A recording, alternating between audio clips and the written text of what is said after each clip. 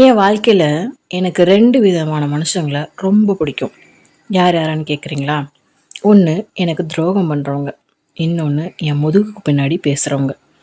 என்னம்மா சொல்கிற? நான் எப்படி இவங்கள தானே உனக்கு பிடிக்கக்கூடாது அப்படின்னு நீங்கள் கேட்கலாம். ஆனால் நல்லா யோசித்து பார்த்தோன்னா, நம்மளை பாராட்டுறவங்களோ இல்லை நீ கரெக்டுன்னு நம்மளுக்கு புரிய வைக்கிறவங்களோ நமக்கு முதுகுக்கு பின்னாடி உண்மையிலுமே நேர்மையாக தான் இருப்பாங்களா அப்படிங்கிற கேள்விக்கும் நமக்கு பதில் தெரியாது. அதே மாதிரி அவங்க என்கரேஜ் பண்ண நம்ம தப்பு என்னன்னு நம்ம உணராமல் மேலும் மேலும் அந்த விஷயத்த நம்ம பண்ணிக்கிட்டு கண்டினியூ பண்ணுறதுக்கும் நிறையா வாய்ப்புகள் இருக்குது. ஆனால் ஒருத்தன் நம்ம முதுகு பின்னாடி பேசிடுவான் அப்படிங்கிற ஒரு பயம் இருக்குது பாருங்கள். எந்த தப்பையும் நம்ம செய்ய யோசிக்க கூட தைரியம் கொடுக்காது. ஐயோ அவன் பேசிடுவானோ, ஐயோ இவன் பேசிடுவானோ அப்படிங்கிற பயத்திலேயே நம்ம தப்பு செய்கிறதுலேருந்து வெளியே வருவோம்.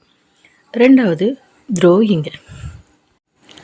கல்லை போட்டாலும் ஆழம் தெரிஞ்சு போடணும்னு சொல்லுவாங்க, கரெக்டாக? நம்ம கூடவே இருந்து நம்மளோட வீக்னஸ் என்ன, நமக்கு எது வரும் வராது, இப்படி எல்லா விஷயத்தையும் தெரிஞ்சு நம்ம முதுகில் ஆழமாக குத்தி ஒரு வழியை கொடுக்காங்கல்ல, அந்த இடத்துல நம்ம கற்றுக்கிற பாடம் பள்ளிக்கூடத்தில் கூட கற்றுக்க முடியாது. உண்மை தானே? அப்போ சொல்லுங்கள், உங்கள் வாழ்க்கையில் இவங்க 2 பேரும் தானே உங்களுக்கு நிறையா விஷயங்களை கற்றுக் கொடுக்குறாங்க. என்ன நடந்துக்கணும், எப்படி நடந்துக்கணும், எப்படி பேசணும், நம்ம நல்லவங்களா கெட்டவங்களா, இந்த தப்பை கண்டினியூ பண்ணலாமா வேண்டாமா, இப்படி பல கேள்விகளுக்கு பதில் இவங்க 2 பேர்கிட்ட தான் கிடைக்கிது.